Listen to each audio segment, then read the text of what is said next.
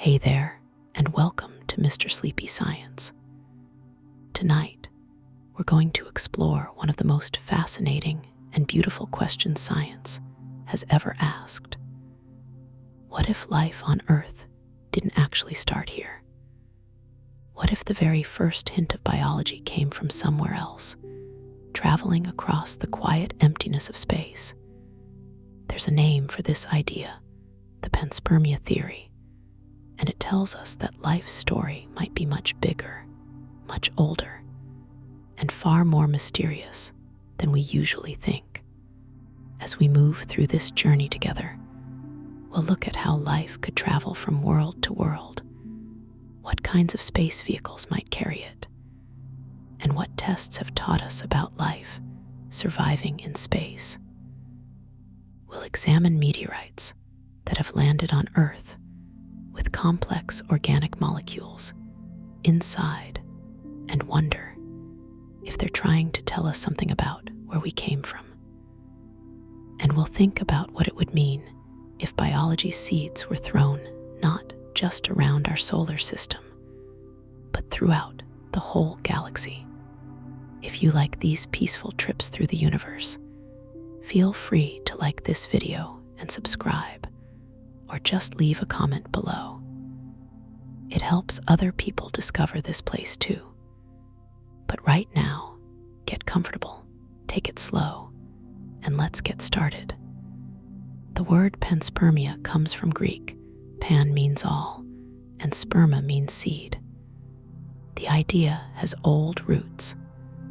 Ancient thinkers like Anaxagoras asked whether life's seeds might float through the universe.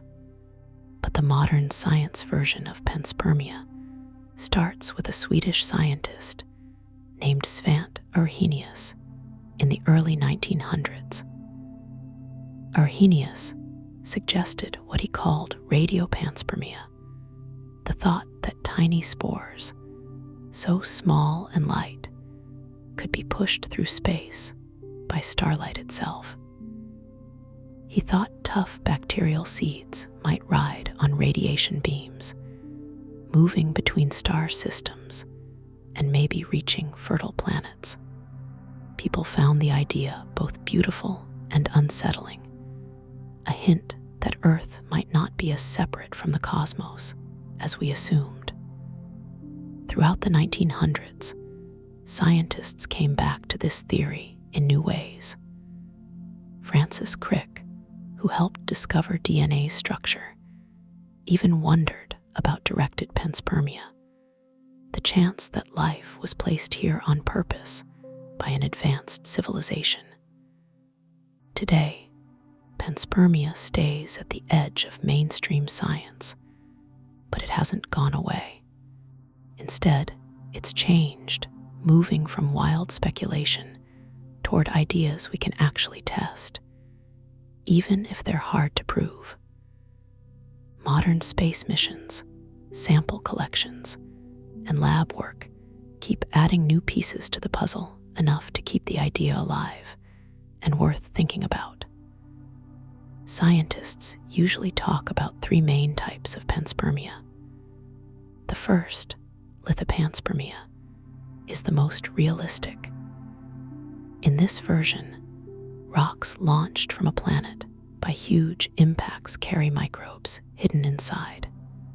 Protected by stone, these tiny hitchhikers might survive long trips through space before crashing onto another world.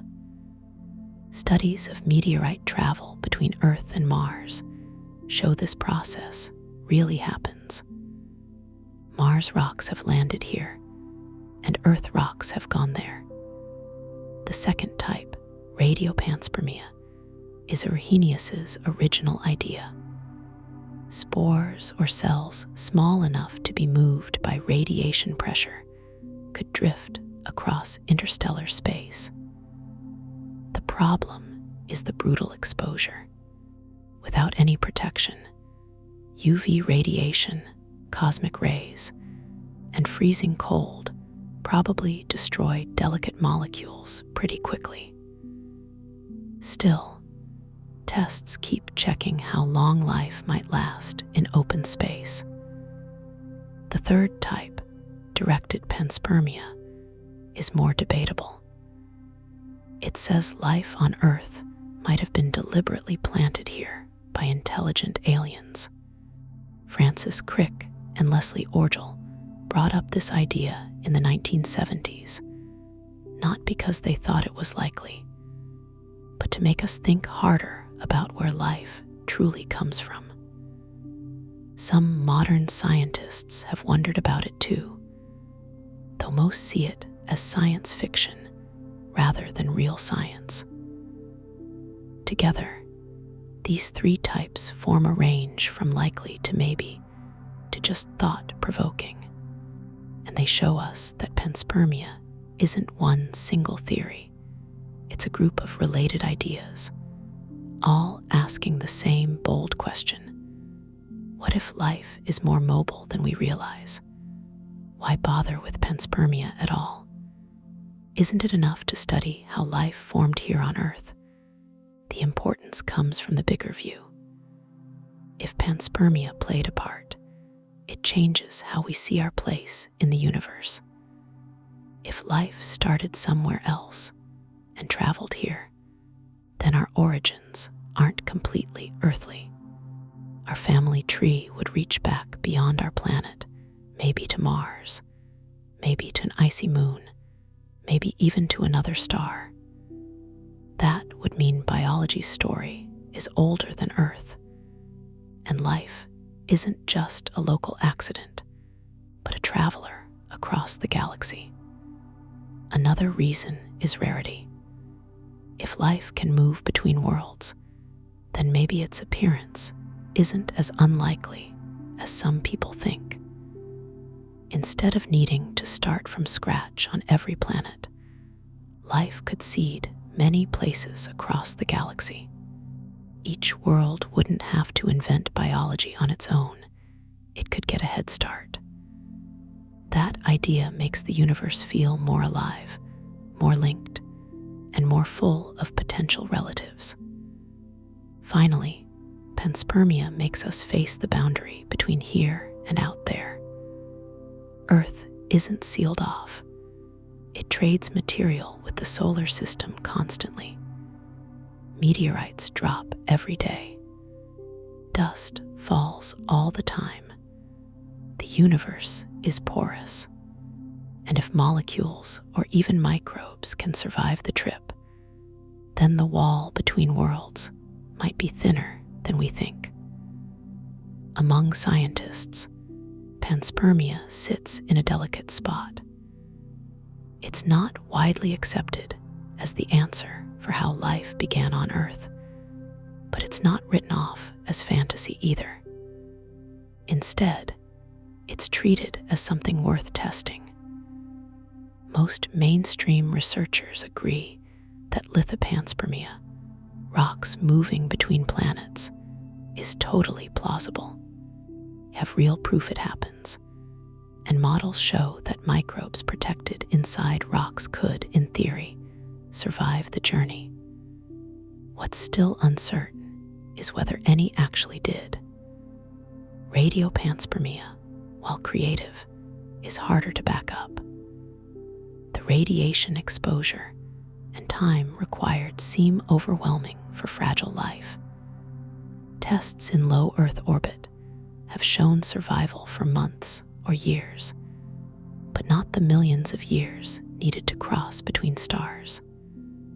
Directed panspermia is the least accepted in the scientific world. It drifts into guessing about alien intentions. And without evidence, most researchers leave it to philosophy and sci-fi.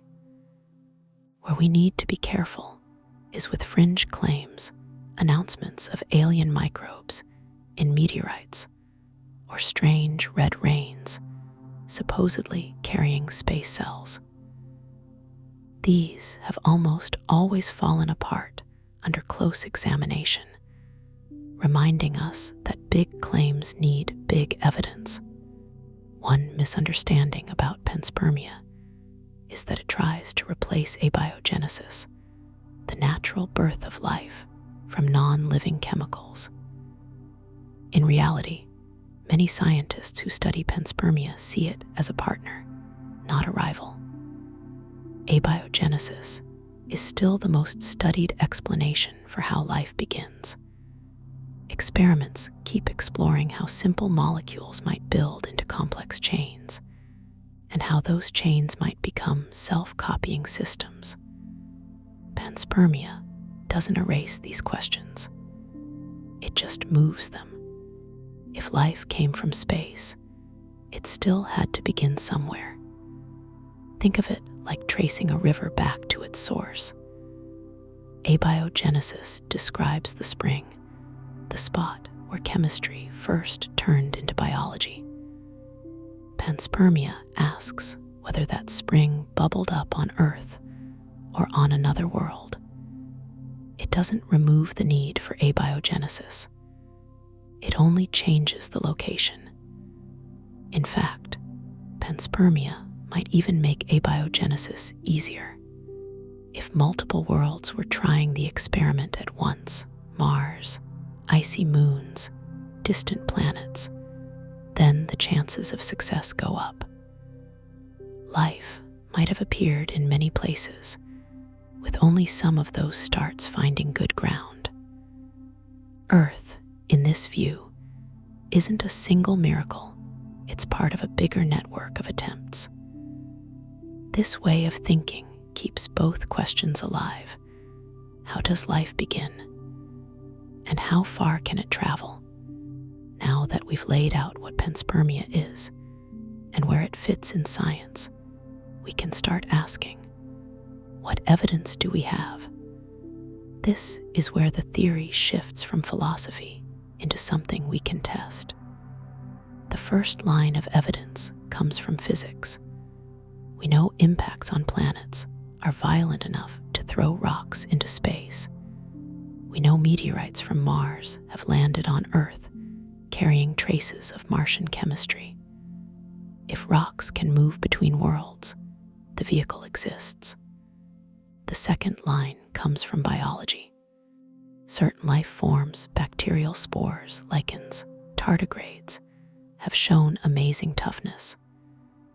They can survive extreme cold, vacuum, and radiation. Tests on the International Space Station have shown survival for years outside protective shielding. These are clues that biology might be stronger than we once thought. The third line comes from chemistry. Meteorites have been found with amino acids, sugars, and nucleobases, the building blocks of life. Recently, sample missions from asteroids like Ryugu and Bennu confirmed the presence of organic molecules, including uracil, one of RNA's letters. While these aren't signs of life itself, they show that space is full of life's ingredients. And then there are the questions still open. Could microbes really survive the full trip, ejection, space travel, and atmospheric entry intact? How long can life last in space before radiation breaks it down? If life arrived here from space, why haven't we found traces of similar life elsewhere? In the chapters ahead, we'll follow these questions, the mechanics of transfer, the toughness of biology, the carriers that could bring life, and the experiments that might finally test the idea. Step by step, we'll weigh what's possible until we can see how close or how far panspermia might be from the truth. When a planet gets hit by a big asteroid, the energy released is massive. Rock shatters, shock waves rush through the crust, and debris is thrown skyward at incredible speeds. Most of this material falls back down, but some pieces cross a line. They're launched with enough speed to escape gravity's hold. This is where the idea of ejection windows comes in. In the upper layers of rock near the impact spot, fragments can break free with surprisingly little heating. If everything lines up just right, a chunk of rock can snap off, speed outward, and stay cool inside, protecting whatever's buried within. For biology, this narrow path is crucial. Too close to the surface, and the rock vaporizes; too deep, and it never leaves the ground. But in between is a window where microbes might catch a ride to the stars. We know ejection happens because we've collected Martian meteorites on Earth. These are solid proof that material can move from one world to another. If rocks can move, the next question follows naturally. Can life move with them? Once free, fragments enter an environment completely unlike the world they left. The vacuum strips away air and water. Temperatures drop, freezing everything solid. Radiation from the sun and cosmic rays hammer every exposed surface. And then there's time. Journeys between planets can last thousands to millions of years. For unprotected molecules, this is a death sentence. UV light breaks bonds in seconds. Cosmic rays slowly grind DNA into pieces. But inside a thick enough shield of rock, conditions are less deadly. A few centimeters of stone can cut radiation to survivable levels. Spores, dried and dormant, might last for surprisingly long stretches if they stay hidden. Tests with spores exposed on the outside of the International Space Station have shown survival for years. In the deep inside of a meteorite, survival times might stretch into the millions. The transit stage is brutal, but not automatically fatal. Biology's toughest survivors could, in theory, drift in silent pause, waiting for the next encounter. A fragment's journey isn't finished until it meets another planet. But this final stage, atmospheric entry, is probably the most dangerous.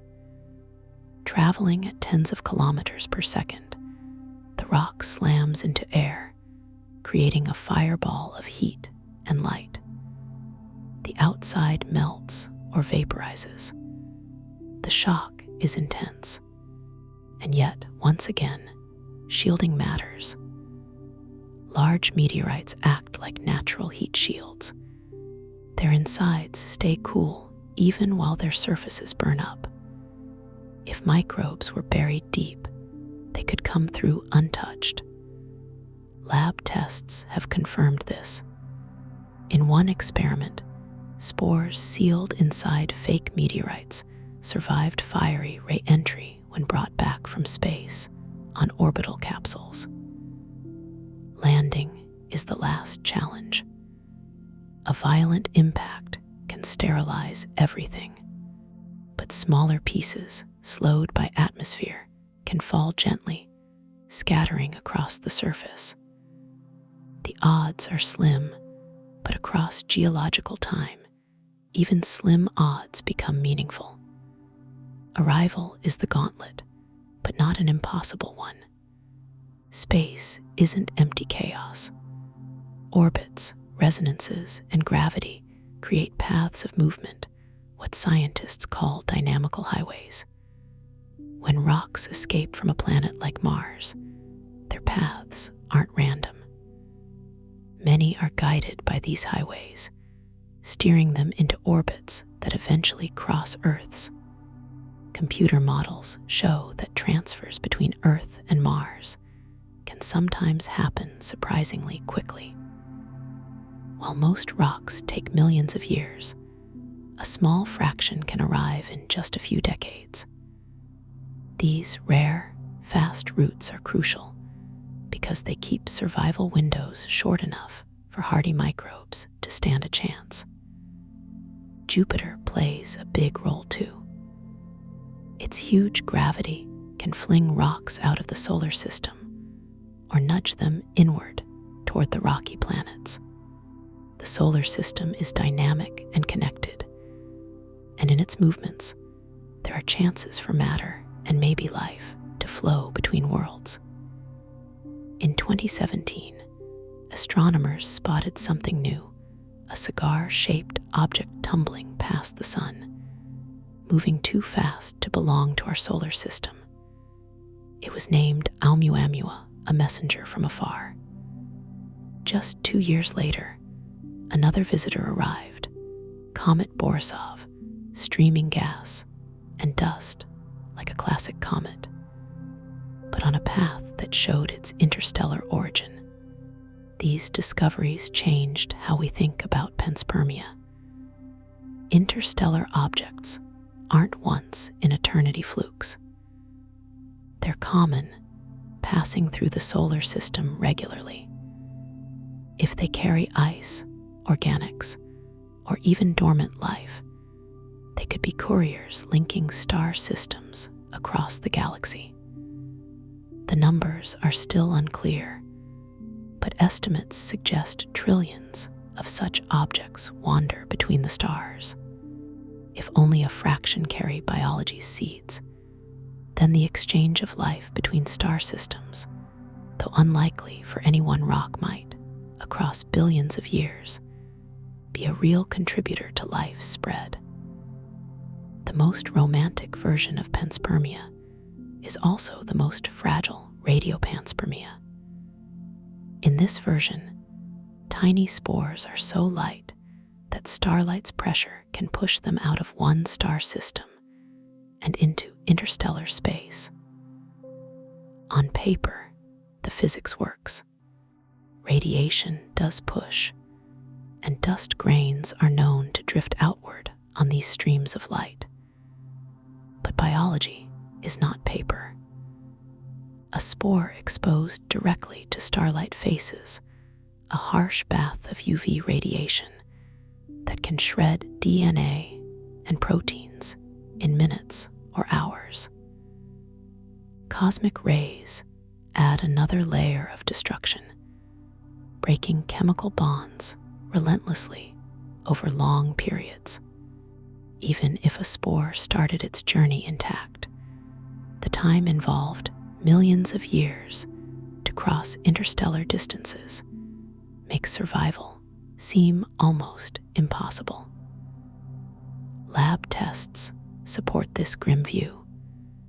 When microbes are exposed in orbit without shielding, most die quickly. A few tough survivors last for months or years, but nowhere near the lifetimes needed for interstellar trips. Shielding within ice or dust could stretch the odds, but at that point, the mechanism becomes closer to lithopanspermia than the original vision. This doesn't make radiopanspermia useless. Instead, it works as a poetic thought experiment. It reminds us that the universe is full of motion, that light itself can carry matter outward, and that even the tiniest grains can drift across huge gulfs. Whether they carry living life is another question. The current view is that radiopanspermia, though evocative, is unlikely to be the source of life on Earth.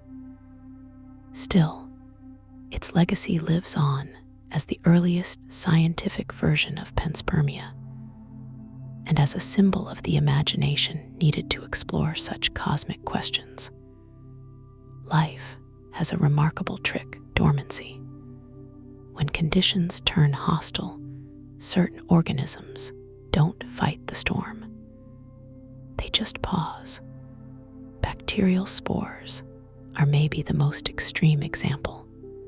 Inside a tough protein shell, with DNA tightly packed and water content dropped to almost nothing, they can wait. Heat, cold, dryness, radiation all cause less damage when metabolism is frozen. Spores have been brought back to life from ancient salt crystals millions of years old, still viable after geological sleep. Seeds are a similar marvel. Though more complex than spores, many plants wrap their embryos in shells of armor and food, designed to survive winters, droughts, and even fire.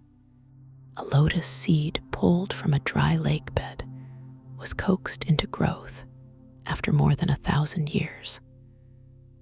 These aren't adaptations for space travel, but they hint at biology's hidden strength.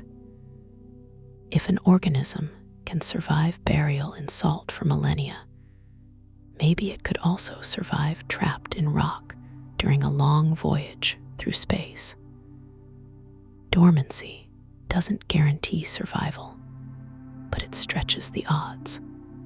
Champions of dormancy remind us that life has already evolved solutions for waiting and waiting and waiting until conditions get better. Speculation is one thing. Experiments are another. To test the limits of survival in space, researchers have brought organisms to the International Space Station and left them exposed to the raw environment. These trials, known collectively as expose missions, have placed microbes, lichens, algae, and even simple animals outside the station for months or years. The results are sobering, but also amazing. Many organisms die quickly under unfiltered UV light. Yet, when shaded or tucked into protective layers, some survive for years. Bacterial spores sealed within tiny cracks or wrapped in simulated rock lasted up to 6 years in orbit. Even delicate lichens scraped from rocks on Earth started photosynthesizing again after nearly 2 years outside the station. The Japanese-led Tanpopo experiment expanded this work, specifically studying how microbes might hitchhike on dust particles in space. Microbe samples were mounted outside the station, both bare and protected, for up to 3 years. When brought back, some were still alive. This showed that microbial passengers could, in principle, last long enough to move between planets if shielded by even thin layers of dust or stone. What these trials reveal is a range of possibility. Bare life, directly exposed, is shredded by UV light in weeks. But hidden life, shielded in tiny shelters, can last for years, a time scale long enough for short transfers between nearby planets, especially if dynamical highways speed the trip. No experiment has yet proven that life could survive millions of years in space. But the fact that survival is measurable at all, even across years in low Earth orbit, turns panspermia from fantasy into a testable scientific idea. It shows us that biology, though fragile, also has unexpected strength when given even a thin refuge. For sheer toughness, few creatures rival the tardigrade. Tiny, plump-bodied animals with 8 stubby legs and an endearing waddle. When conditions turn bad, tardigrades can enter a state called a ton, in which they pull in their legs, push out most of their water, and stop metabolism almost completely. In 2007, scientists put this toughness to the ultimate test by sending tardigrades into open space. Exposed for 10 days to vacuum, radiation, and unfiltered UV light, many died, but some survived, later rehydrating and reproducing back on Earth. This was the first proof that an animal, not just microbes, could endure direct exposure to space, even if only briefly. Tardigrades aren't candidates for cosmic hitchhikers. Their survival times are short compared to the spans required for interplanetary or interstellar transfer. But they serve as boundary markers. If even a multicellular animal can survive days to weeks, then it's not unreasonable to imagine that simpler, hardier forms, bacteria, spores, lichens, might survive much longer when protected. Tardigrades remind us that life doesn't always collapse under stress. Sometimes it just contracts, waits, and comes back. Leaving a planet is violent. A rock blasted into space by an asteroid impact goes through crushing acceleration and searing heat. For panspermia to work, life must survive not only space itself, but also the extreme stress of launch and landing. To test this, scientists have fired microbial spores into rock samples and blasted them with high-speed projectiles, simulating the shock of impact. Some spores survived accelerations tens of thousands of times Earth's gravity. The outer layers were sterilized, but deep within cracks and pores, life persisted. Re-entry is another furnace. Temperatures soar as meteorites blaze through atmosphere, but experiments embedding spores in heat-shielding materials have shown survival. In one test, samples returned from orbit on capsules survived fiery descent, coming through intact. In another, spores buried in artificial meteorites endured simulated re-entry in lab furnaces. These results point to a narrow but real survivability window. Not every spore would make it, not even most, but across billions of years, with countless impacts and countless ejections, even rare survivals add up. Biology doesn't need certainty, only possibility repeated often enough. Shock and heat reduce the odds, but they don't reduce them to zero. Radiation is relentless. Cosmic rays slice through molecules, breaking DNA strands. UV light cracks chemical bonds. For biology in transit, the real threat isn't instant death, but slow buildup of damage. Over thousands of years, mutations pile up until genetic information is scrambled beyond repair. Yet biology isn't defenseless. Spores contain specialized proteins that protect DNA from breaking apart. Some microbes have extraordinary repair systems that reassemble shattered genomes when conditions improve. Deinococcus radiodurans, nicknamed Conan the bacterium, can stitch its DNA back together, even after doses of radiation that would kill humans many times over. The key is time. If transfer between worlds takes decades or centuries, survival seems plausible. If it stretches to millions of years, the burden of mutations grows overwhelming, even for the hardiest organisms. Transit is therefore a race between the pace of radiation damage and the pace of transfer. Survival depends less on perfection than on whether the biological time budget outlasts the cosmic journey. As scientists have explored the solar system, they've had to face a serious thought. If life can survive space travel, then our spacecraft might become accidental couriers. A lander that isn't perfectly sterilized could deliver Earth microbes to Mars or Europa, contaminating environments we hope to study. This concern has led to strict interplanetary protection protocols.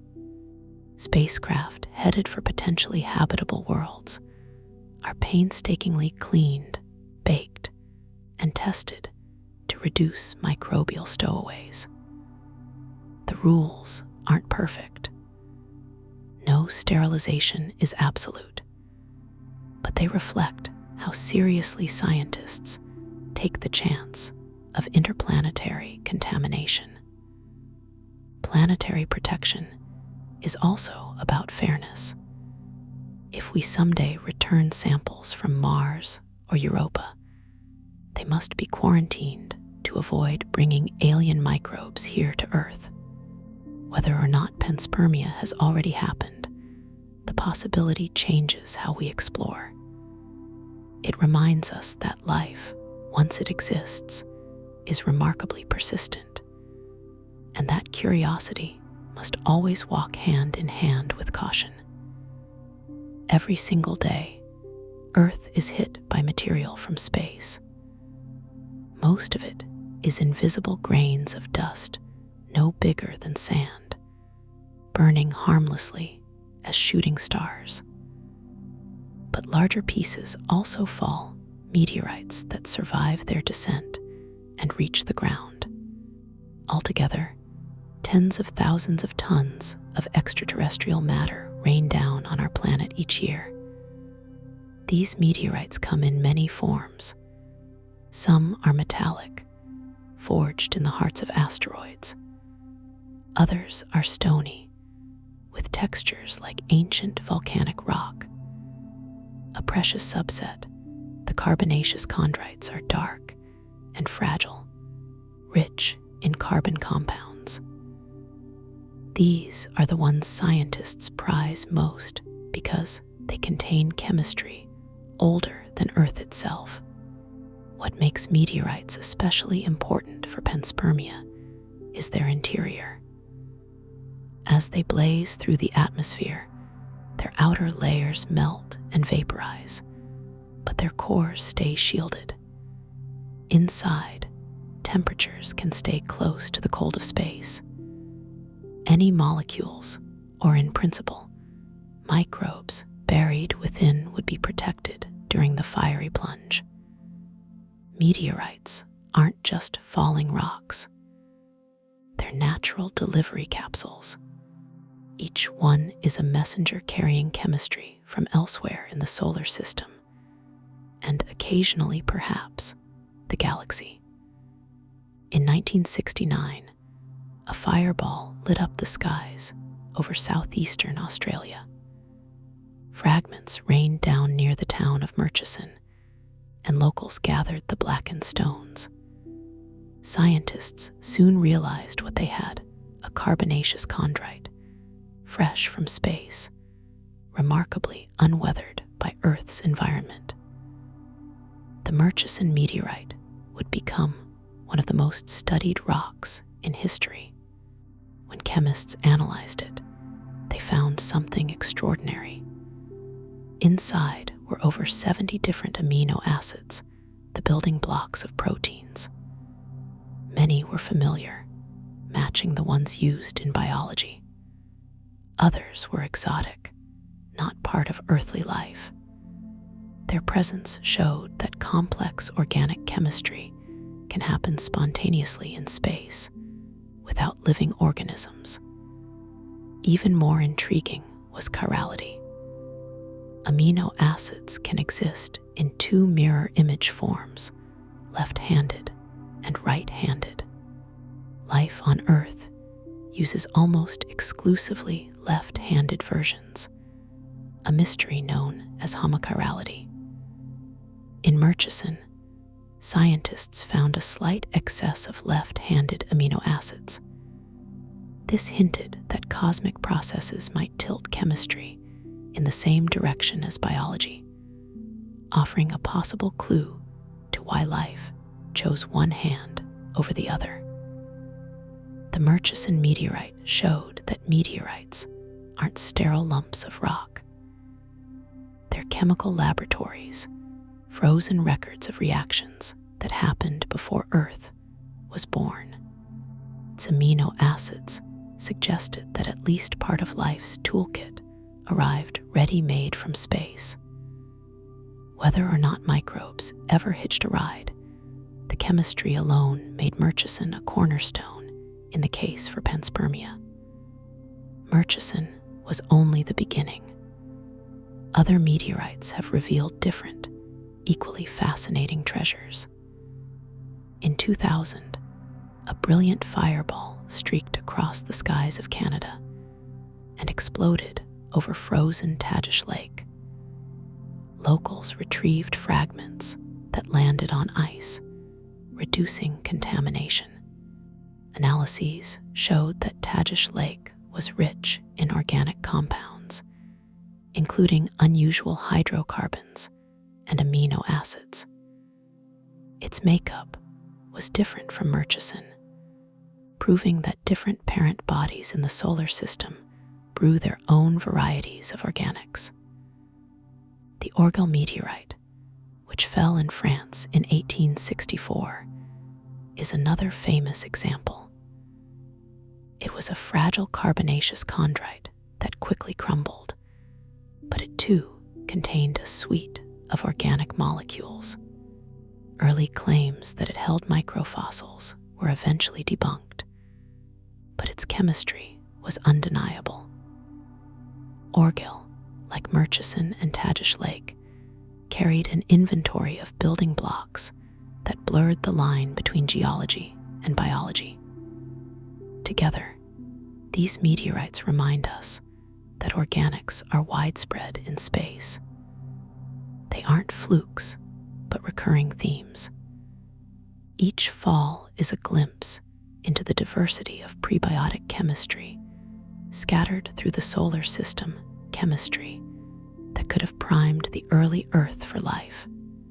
For decades, scientists studied meteorites after they fell, but contamination was always a problem. Earth's air, water, and life quickly get into fragile samples, leaving doubt about what's truly extraterrestrial. That's why sample return missions are such a leap forward. They collect pristine material directly from asteroids and bring it back sealed. Japan's Hayabusa 2 mission visited the asteroid Ryugu in 2018. It fired a small projectile into the surface, collected the debris, and safely delivered it back to Earth.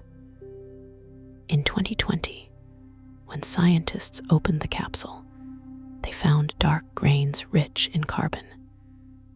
Within them were amino acids, nucleobases, and most notably, uracil, one of the 4 bases of RNA. This was the first direct proof that a fundamental ingredient of genetic material exists on an asteroid. Ryugu also contained niacin, or vitamin B3, a compound critical to metabolism. These molecules suggested that asteroids are more than random rocks. They may be reservoirs of biological precursors. NASA's OSIRIS-RX mission to asteroid Bennu took this a step further. In 2023, it returned samples that are still being studied. Early results show abundant organics, including unexpected compounds like magnesium, sodium phosphates. These phosphates are essential to DNA, RNA, and cell membranes. Their presence in Bennu's rubble adds a striking new piece to the puzzle. The chemistry of life isn't confined to Earth. It's written into the fabric of primitive asteroids. Together, Ryugu and Bennu provide the cleanest evidence, yet that the ingredients for biology are widespread. These missions don't prove panspermia in the sense of living organisms traveling through space, but they show that space delivers chemistry and perhaps much more. With every sample, the line between Earth's biology and the wider cosmos becomes thinner. While meteorites and asteroids link Earth to the solar system, panspermia also raises a more daring possibility: exchange between star systems. For this to happen, interstellar objects would need to carry chemistry, or even microbes, across light years. For centuries, this was pure speculation. But in 2017, astronomers detected Oumuamua, the first known object from beyond the solar system passing through ours. It was elongated, tumbling, and unlike anything seen before. 2 years later, Comet Borisov arrived, a more familiar visitor with a gaseous tail. But again, its trajectory revealed interstellar origins. These discoveries proved that interstellar objects aren't rare. Models now suggest trillions drift between stars, with many crossing planetary systems every year. Could such visitors carry organics? Almost certainly. Comet Borisov's spectrum showed carbon-based compounds in its coma, consistent with rich chemistry. Could they carry dormant microbes? That remains far less likely, given the immense time scales and harsh exposure of interstellar space. Still, the possibility can't be dismissed outright, especially if fragments are shielded within ice or rock. The greater significance lies in the principle. If interstellar couriers are common, then the galaxy is more interconnected than we imagined. Over billions of years, materials could be exchanged not only within solar systems, but between them. Even if life doesn't leap such gulfs, chemistry certainly can. Every interstellar visitor that passes through is a reminder that panspermia isn't confined to our neighborhood. It is, in theory, a galactic process. Of all the potential exchanges of life in the solar system, the most plausible is between Earth and Mars. The two planets sit relatively close, their orbits bringing them into alignment every couple of years. Both have been bombarded by asteroids and comets for billions of years, sending debris flying into space. Some of that debris inevitably makes the journey from one planet to the other. The evidence is literally in our museums. We found meteorites on Earth that came from Mars. They're recognizable by their unique isotopic fingerprints. Tiny bubbles of gas trapped inside match the Martian atmosphere measured by Viking landers in the 1970s. These Martian meteorites prove that rocks can travel from Mars to Earth. The reverse is also true. Computer models show that Earth ejecta can land on Mars. But how often does this happen, and how quickly? Simulations suggest that millions of kilograms of Martian rock have landed on Earth over geological timescales. Some fragments can arrive astonishingly fast, within 20 years of ejection. Others may wander for thousands or millions of years before encountering our planet. The quick transfers are crucial. If a microbe is sheltered deep inside rock, surviving a journey of decades is challenging but possible. Surviving millions of years is far less likely. If Mars ever hosted life, its microbes could have traveled to Earth. If Earth developed life first, the same process could have seeded Mars. This raises a profound possibility that life on both planets, if it exists, may share a common origin. Future Mars sample return missions may one day test this idea. comparing Martian biology directly with our own. Venus is often imagined as Earth's evil twin, the same size, the same makeup, but wrapped in thick, crushing atmosphere and surface temperatures hot enough to melt lead. Yet far above that hellish surface, in the tempered cloud decks 50 kilometers up, conditions are surprisingly gentle. Temperatures are near room level, and pressures are similar to Earth's. Some researchers have speculated that microbes could persist in these clouds, drifting on droplets of sulfuric acid. In 2020, a controversial report claimed detection of phosphine gas, a possible signature of life, though later studies cast doubt on the finding. Still, the idea lingers that Venus's atmosphere might be a temporary refuge, or even a stopover point for life, blown from planet to planet. While no direct evidence yet supports this, the possibility adds Venus to the list of worlds worth watching. If biology can survive in its acid clouds, panspermia might not require solid ground at all. Far from the sun, icy moons hide oceans beneath their frozen crusts. Saturn's moon Enceladus has geysers that erupt through surface cracks, spraying water vapor and ice into space. NASA's Cassini spacecraft flew through these plumes and found salts, organics, and in a stunning discovery, sodium phosphates, essential ingredients for life's biochemistry. This means Enceladus's hidden ocean is not only liquid, but chemically rich, a potential cradle for biology. Jupiter's moon Europa is another candidate.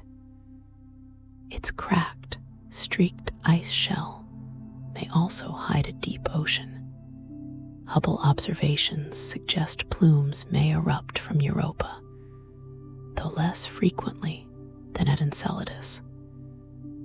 Beneath the ice, interactions between water and rock may provide energy and nutrients, much like Earth's deep sea vents. For panspermia, these moons matter in two ways. First, they're potential homes for life. If microbes exist in their oceans, geysers could eject them into space, where they might be picked up by passing debris. Second, their destinations. Rocks or dust carrying microbes from elsewhere could seed their oceans if they penetrate the ice.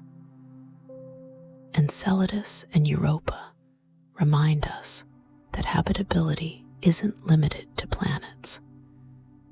Small moons with hidden seas and volcanic activity may be just as welcoming, and perhaps even more likely to exchange biology through their constant venting into space. Titan, Saturn's largest moon, is a world unlike any other. It has thick golden clouds, a dense nitrogen atmosphere, and lakes and rivers not of water, but of liquid methane and ethane. Standing on its surface would feel surreal. Rivers cut channels across the land, but they flow with hydrocarbons in a deep freeze hundreds of degrees below zero. At first glance, Titan seems inhospitable to life as we know it. Water is locked away as rock-hard ice. Temperatures are far too cold for conventional biology, and yet Titan has the raw ingredients: Complex organic molecules form in its atmosphere and rain down to the surface.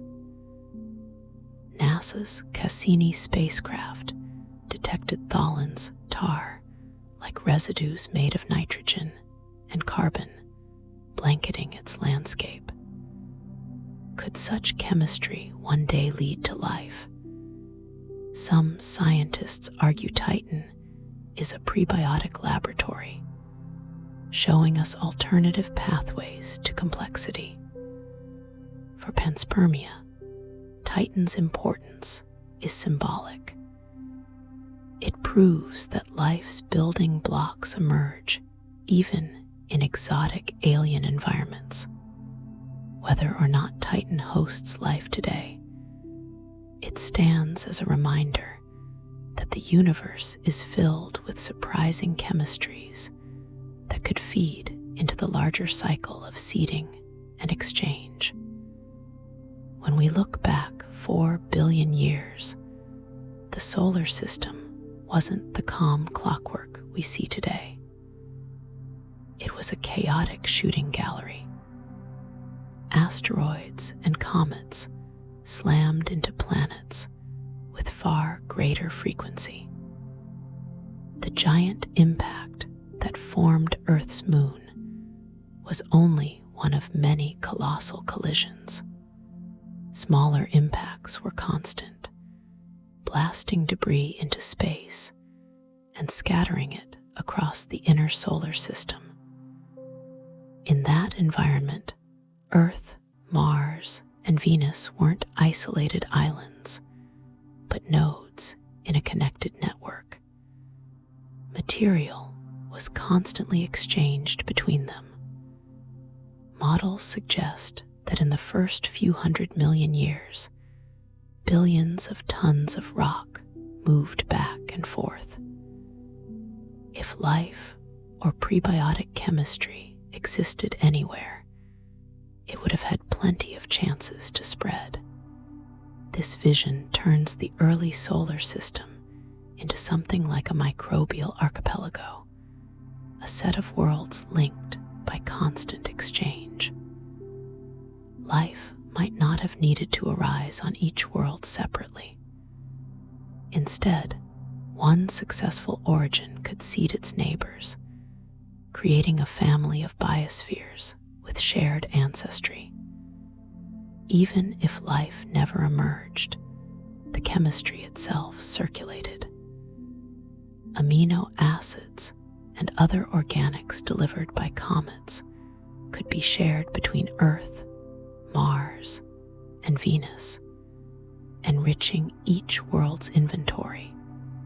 The idea of a connected ecosystem shifts the story of life's origins from a single spark on a single planet to a broader drama playing out across an entire region of space. Timing is everything. For panspermia to work, not only must transfer be possible, it must align with the right conditions. Early in the solar system's history, heavy bombardment provided frequent opportunities for exchange. Debris was abundant, and travel routes between planets were shorter and more chaotic. At the same time, planets were cooling, oceans were forming, and atmospheres were stabilizing. These were windows of opportunity periods when environments were becoming habitable, just as the traffic of rocks and organics was at its peak. If life began on one world slightly earlier, its export to others could have been rapid. Today, the solar system is quieter. Impacts are rarer, exchanges slower. The window for frequent seeding has largely closed, but billions of years ago, the timing may have been perfect. A burst of activity at exactly the moment when worlds were ready to receive and nurture the fragile beginnings of life. When thinking about panspermia, one way to gauge plausibility is to ask a simple question: how many opportunities are there? Even if survival odds are slim, sheer numbers may tip the balance. This is where a Fermi-style estimate helps, breaking a vast uncertainty into smaller, more manageable steps. Let's begin with impacts.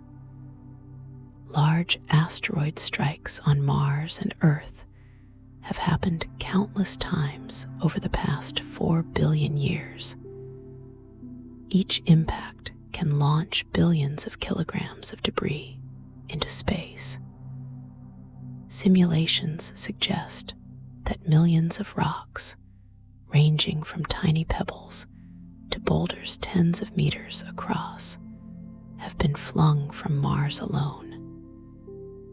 Next, how many of these fragments actually intersect Earth's orbit? Models indicate that about 1 in 100 makes the crossing. That still leaves tens of thousands of potential couriers per major impact. Now, of those, how many would land softly enough to deliver a viable cargo? Perhaps only a handful. But with thousands of opportunities, even a handful can add up. Finally, consider time. Over billions of years, impacts repeat again and again. Even if only a tiny fraction of all ejected rocks carry viable life, the cumulative number of attempts becomes enormous. Panspermia doesn't need to work often. It only needs to work once. A single successful delivery could alter the course of planetary history. The gap between ejection and arrival is filled with one factor above all time. Transit durations determine whether survival is plausible or impossible. If a rock takes only a few decades to travel from Mars to Earth, spores sheltered inside might endure. If the journey stretches to millions of years, survival chances collapse. Computer models show wide distribution. Some ejecta reach Earth quickly, in as little as 20 years. Others wander for thousands or even tens of millions before striking.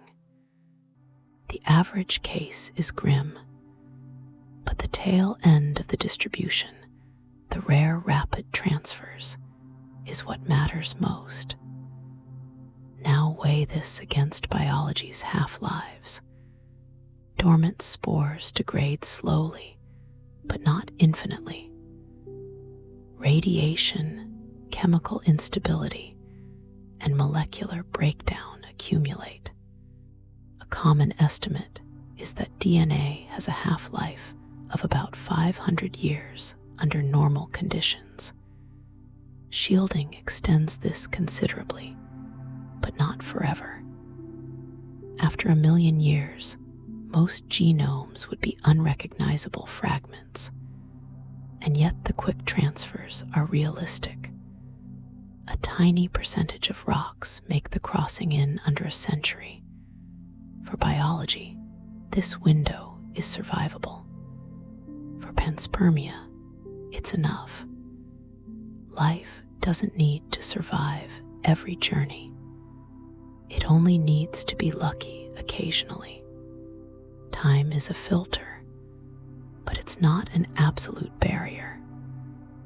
The statistics of transit overlap just enough with the resilience of biology to keep the hypothesis alive.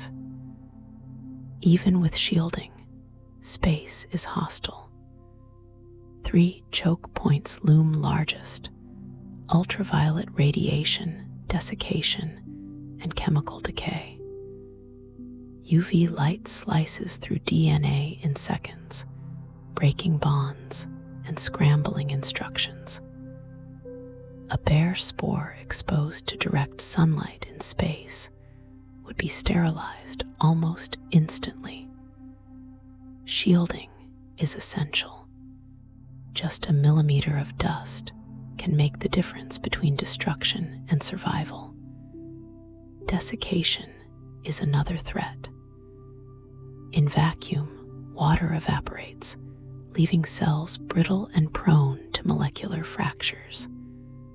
Spores counter this by drying themselves deliberately, packing DNA with protective proteins that stabilize structure. Still, desiccation isn't perfect. The longer it lasts, the more cracks appear. Finally, spontaneous chemical decay happens regardless of environment. Bonds slowly break, bases mutate, molecules unravel. This process is glacial, but over thousands of years it accumulates. Even without radiation, biology has a shelf life. Together, these choke points form a gauntlet. They don't make survival impossible, but they lower the odds with every passing year. For panspermia to succeed, shielding and rapid transit must align. Without both, even the hardiest spores eventually succumb. Reaching a planet isn't the end of the story. Most rocks that cross Earth's orbit never strike the planet at all.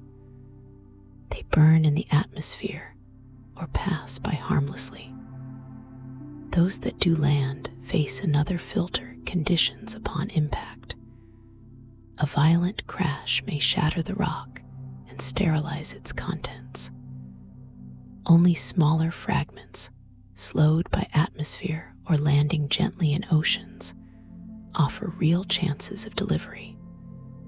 But suppose a fragment arrives intact, carrying viable spores. What then? For panspermia to matter, life must not only survive, but also thrive. The landing site must be compatible, not too dry, not too acidic, not instantly hostile. In Earth's early oceans, such a site might have been common. On Mars today, it may be vanishingly rare. Post-landing recovery is the most speculative stage. A few cells may survive, but unless they reproduce, their journey ends in silence. Successful panspermia isn't just about survival, it's about colonization. The odds of this final step are impossible to quantify. But again, across billions of years, opportunities abound. If only one landing out of millions gave life a foothold, that would be enough. One famous puzzle in the search for life is called the Great Filter. It asks, if life is possible, why don't we see it everywhere?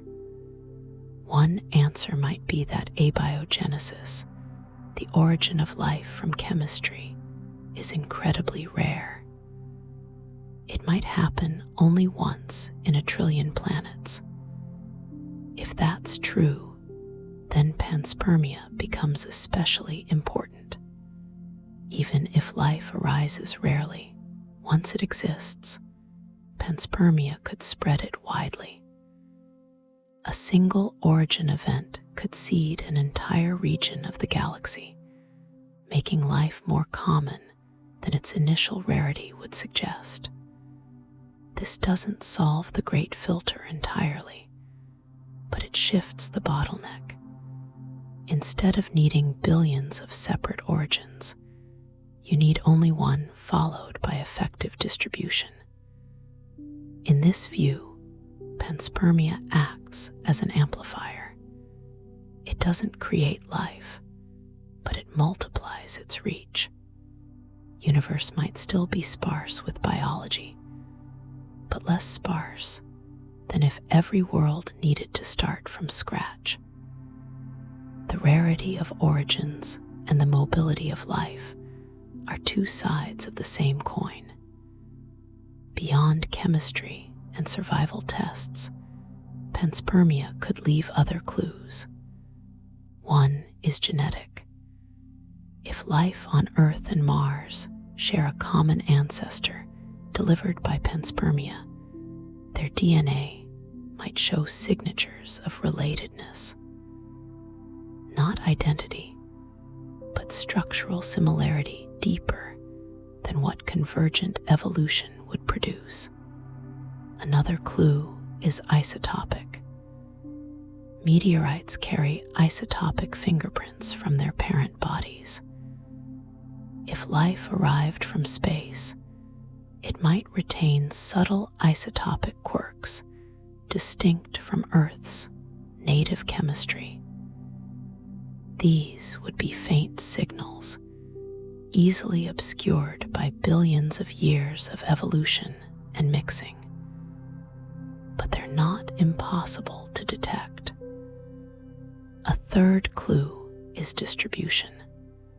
If panspermia happened frequently in the early solar system, we might find similar biochemistries on multiple worlds: Mars, Europa, Enceladus. Discovering life elsewhere that uses the same genetic code, the same chirality, the same metabolic pathways would be powerful evidence. Not proof, but strong suggestion. These clues are speculative, but they guide what we look for. As missions return samples, and as we probe deeper into neighboring worlds, these tests will become more precise. One of the boldest ideas in panspermia is directed seeding. In 1973, Francis Crick and Leslie Orgel published a provocative paper. They asked, what if life on Earth wasn't natural, but intentional? What if an advanced civilization, billions of years ago, sent microbes across the galaxy, hoping to seed barren worlds? The idea wasn't meant to be taken literally. Crick and Orgel used it as a thought experiment, a way to stretch thinking about life's origins, but it captured imaginations. The concept suggests that biology might not just drift, it could be guided. Directed panspermia sits at the edge of science. Without evidence, it's speculation. But it's not absurd. If interstellar travel is possible, even in the form of robotic probes carrying frozen microbes, then directed panspermia is technically feasible. Whether it happened is another matter. Most scientists treat it as science fiction, a useful mental exercise, but not a working hypothesis. Still, it lingers as a reminder that panspermia's possibilities stretch far beyond what we can currently test. If panspermia is real, it carries philosophical weight. It means Earth is not the cradle of life, but merely one branch on a much older tree. Our origin story would stretch beyond this planet, perhaps beyond this solar system. The question, where do we come from, would shift. Instead of pointing to a tide pool on early Earth, we might point to Mars, to a distant moon, or to a world orbiting another star. This doesn't diminish Earth's importance, but it does change our cosmic address. We would be part of a diaspora, scattered seeds from some earlier garden. Another implication is kinship. If life can travel between worlds, then biology elsewhere might not be alien in the usual sense. It might be our cousin, sharing the same roots. Meeting life on Mars or Europa could feel less like encountering the other and more like reuniting with family. This shifts how we think about the search for life. We're not just looking for something new. We might be looking for something related. The possibility also raises questions about uniqueness. If life seeds widely, then perhaps Earth isn't special.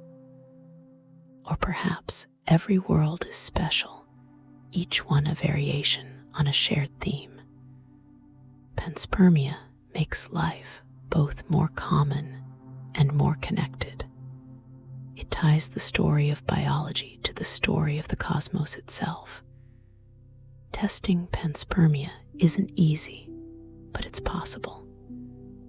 The most direct test would be finding life elsewhere on Mars, Europa, or Enceladus, and comparing its biochemistry to ours.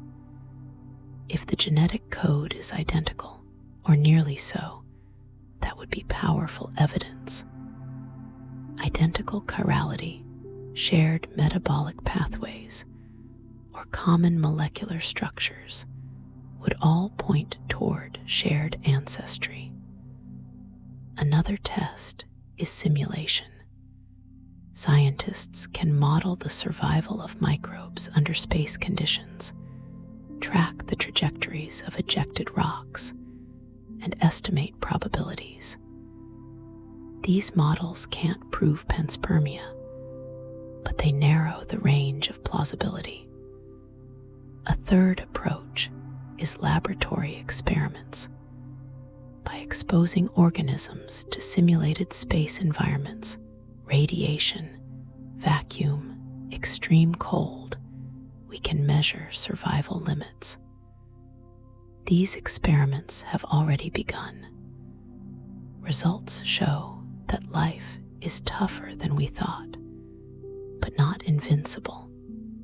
Together, these tests form a net. No single result will prove panspermia, but accumulating evidence can shift it from speculation to accepted theory. The key is patience. The answers won't come quickly, but they will come. One exciting avenue is Mars sample return. NASA and ESA are planning missions to collect Martian rocks and bring them back to Earth. If those samples contain biosignatures, traces of past or present life, they could settle the panspermia question for the solar system. Even if they don't contain life, they'll reveal Martian chemistry in unprecedented detail. That chemistry could show whether organic building blocks were shared between Mars and Earth or arose independently. The samples will be studied in quarantine, ensuring no contamination in either direction. Every molecule will be cataloged, every isotope measured. If panspermia happened, the clues will be there, hidden in ratios of elements, patterns of molecules, or structures too organized to be random. This mission represents one of the best chances we have to move panspermia from hypothesis to history. Europa Clipper, launching soon, will fly repeatedly past Jupiter's moon Europa, studying its ice shell and hidden ocean. It won't land, but it will analyze plumes if they erupt, tasting the chemistry of Europa's sea. If life exists there, or if organic precursors are abundant, Clipper will find hints. Similarly, missions to Enceladus are being planned. These tiny moons are accessible, and their geysers provide free samples. We don't need to drill through kilometers of ice. The ocean comes to us. If Enceladus or Europa harbor life, and if that life resembles ours, panspermia becomes a leading explanation. Even if the life is different, the discovery would reshape our understanding. Either way, these missions push the question forward.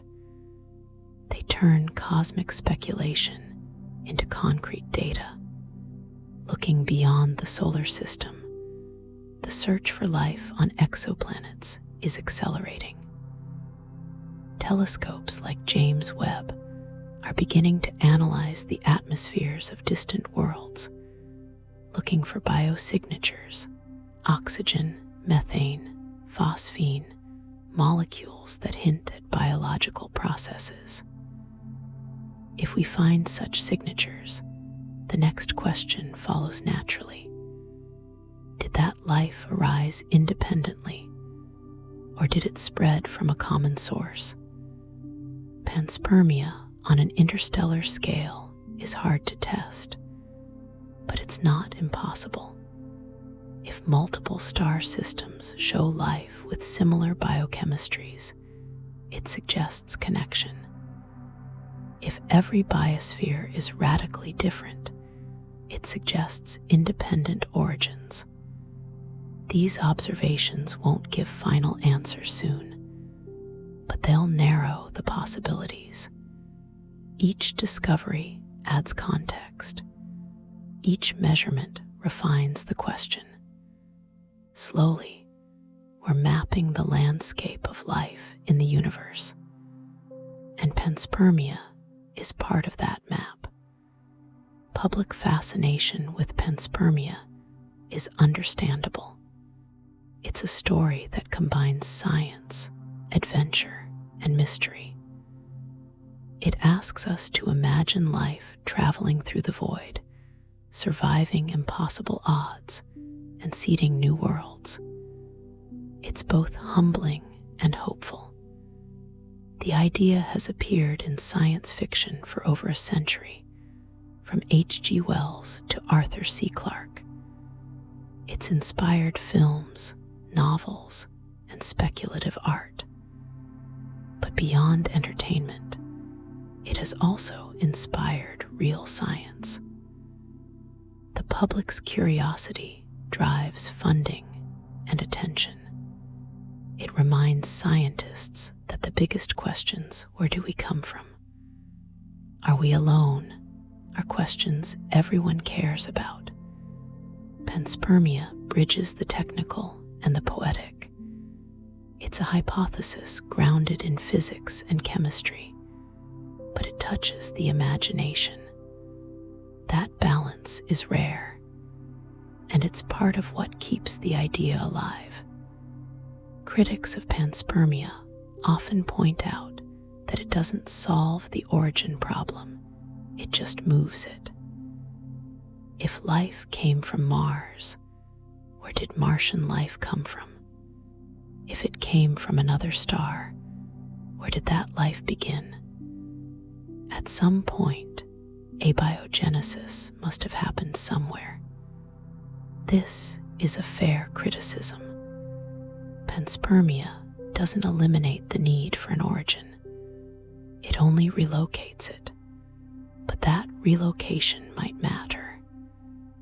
If life began on a world with more favorable conditions, longer-lived hydrothermal systems, thicker atmospheres, more stable climates, then panspermia makes the origin more likely, not less. Also, panspermia introduces the possibility of multiple attempts. If many worlds experimented with chemistry simultaneously, the odds of at least one success increase. Earth might be the recipient of that success, not the site of it. In this sense, panspermia complements abiogenesis rather than competing with it. Together, they offer a fuller picture. Life begins somewhere, then spreads. Another challenge is falsifiability. How do we disprove panspermia? If we find no life elsewhere, that doesn't rule out past transfer. If we find life and it's different from ours, that doesn't prove panspermia never happened. The hypothesis is slippery, hard to pin down definitively. But that's true of many historical hypotheses. We can't rewind time, but we can gather enough evidence to build confidence. If multiple lines, genetics, isotopes, simulations, survival tests, all point the same way, the case strengthens. Science often works by accumulation, not by single definitive proofs. Panspermia is in that category. It will likely never be proven beyond all doubt, but it can reach a level of acceptance where most scientists agree it's the best explanation. As we reach the end of this journey, let's pause and look back at what we've explored. Panspermia is the idea that life, or its building blocks, can travel between worlds. It comes in several forms: rocks blasted by impacts, spores pushed by starlight, or even deliberate seeding by intelligent beings. The evidence is mixed. We know rocks travel. We know organics are abundant in space. We know some organisms survive harsh conditions, but we don't yet know if living microbes have ever completed the journey. What makes panspermia compelling is its reach. It ties together physics, chemistry, biology, and astronomy. It forces us to think beyond our planet and consider life as a cosmic phenomenon. It reminds us that Earth is not isolated, but connected, part of a vast, dynamic system of exchange. And it opens the door to a universe more alive, more interconnected, and more mysterious than we often imagine. The search continues. Missions are launching. Samples are being collected. Experiments are running aboard space stations. With each new discovery, an amino acid in an asteroid, a tardigrade surviving in orbit, a Martian meteorite landing in Antarctica, we get closer to understanding. We may never know for certain whether life on Earth began here or arrived from elsewhere.